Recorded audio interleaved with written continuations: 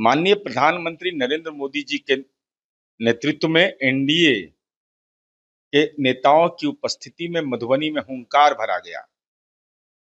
हुंकार यह था कि माननीय मुख्यमंत्री नीतीश कुमार जी ने आतंकवाद के खिलाफ एकजुटता का संदेश दिया और आदरणीय प्रधानमंत्री जी ने जनता को आश्वस्त किया था कि आतंकी समूह और उनको उनको पनाह देने वाले पनाहगार को भी ध्वस्त करेंगे।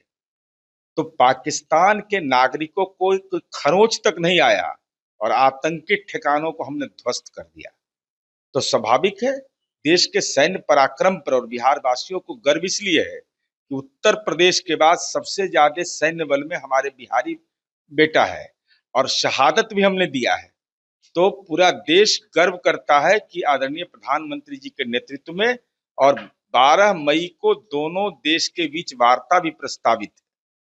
अब वार्ता किस स्थल पर होगा और जब ऐसी स्थिति में जब तमाम राजनीतिक दलों ने केंद्र सरकार को अधिकृत कर दिया तो अलग अलग राजनीति की दुकान और नजरिया बनाने का किसी को अधिकार नहीं। अब राहुल गांधी जी प्रभावित हो गए वहां से।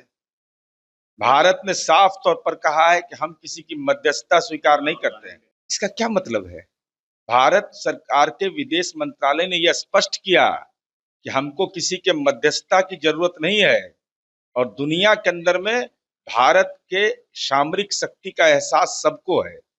भाई भारत और पाकिस्तान ने पहले संपर्क किया, संपर्क करके सीज फायर की बात की, उसके बाद उस पर हमारा सैन्य बल ने विचार किया और तीनों सेना के सामूहिक रूप से जो ये कार्रवाई की गई, ये देश में पहली बार हुआ कि तीनों सेना ने एक साथ सामरिक रूप से हमला किया। ये देश का पुरुषार्थ है, सैन्य बल का पुरुषार्थ है, 140 करोड़ जनता का ये है, तमाम राजनीतिक दलों की एकजुटता, यह महत्वपूर्ण पक्ष है। इसलिए और इस देश का इतिहास है कि आतंकवाद के खिलाफ हम दलीय सीमा से ऊपर उठ करके राष्ट्रीय हित में विचार करते हैं। यही हमारी परंपरा का एक अंग रहा है। भाई अब जो लोग मांग कर रहे हैं उनका अधिकार है और 2 बार सर्वदलीय बैठक हो चुकी है। पिछले सर्वदलीय बैठक में राहुल गांधी जी ने यह मांग किया और उनके फॉलोअर तेजस्वी यादव तो बहुत लेट से मांग किए, लेकिन इसी दौर में केंद्र सरकार को जब आपने अधिकृत कर दिया है, दोनों देश के बीच वार्ता होनी है तीसरे जगह पर, तो थोड़ा धैर्य रखना चाहिए ना।